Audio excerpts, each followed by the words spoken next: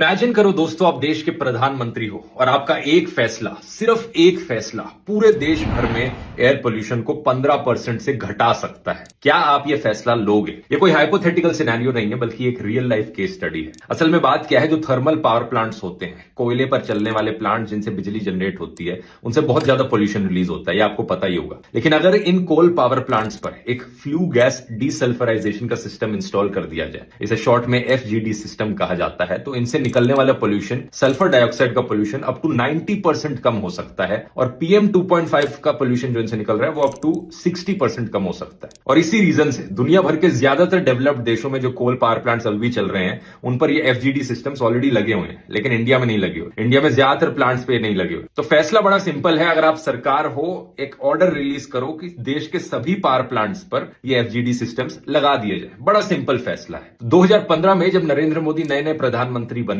थे, उनके सामने यह फैसला आया था और उन्होंने सही डिसीजन लिया था। ध्यान से सुनो, उन्होंने सही डिसीजन लिया था। 2015 में मिनिस्ट्री ऑफ एनवायरमेंट ने एक नोटिफिकेशन जारी करी कि देश के सभी कोल पावर प्लांट्स पर ये एफजीडी सिस्टम्स मैंडेटरी हो जाए। लेकिन फिर हुआ क्या कि अगले 10 सालों में इंप्लीमेंटेशन फेल रही। सरकार की ज्यादातर चीजों की तरह इसकी भी इंप्लीमेंटेशन फेल रही। एज ऑफ 2025 सिर्फ 8% कोल पावर प्लांट्स ने इन सिस्टम्स को लगाया है। लेकिन अब सुनो शॉकिंग चीज, जिसे सुनकर सही में गुस्सा आ जाएगा आपको। सरकार ने अब एक बहुत बड़ा यूटर्न ले लिया है और अब नोटिफिकेशन रिलीज करी है कि देश में ज्यादातर कोल पावर प्लांट्स को ये लगाना मैंडेटरी नहीं है। अचानक से 10 साल बाद अब मैंडेटरी नहीं है ये लगाना। मतलब किस लेवल का यहां पर कॉर्पोरेट प्रेशर पड़ रहा है? क्या इतना चंदा दे रहे हैं क्या ये कॉर्पोरेट वाले कि देश के सभी सिटीजन्स की हेल्थ की परवाह करना बंद कर दो? क्या इतना याराना है अपने अडानी जैसे कॉर्पोरेट मित्रों से कि उनके सिर्फ कुछ पैसे बचाने के लिए देश में सभी लोगों की हेल्थ को यहां पर खतरे में डाल दो? इस एस्टिमेशन को देखो, अगर ये सिंपल सी चीज इंप्लीमेंट की जाए तो पूरे देश भर में पीएम 2.5 का pollution up to 10 to 15% reduce हो सकता है। कुछ एरियाज में जो कोल पावर प्लांट्स के पास लाई करते हैं, उनमें तो 25% तक का पोल्यूशन रिड्यूस हो सकता है। एस्टिमेट देखो, 1 लाख से ज्यादा लोगों की जानें बच पाएंगी जो एयर पोल्यूशन की वजह से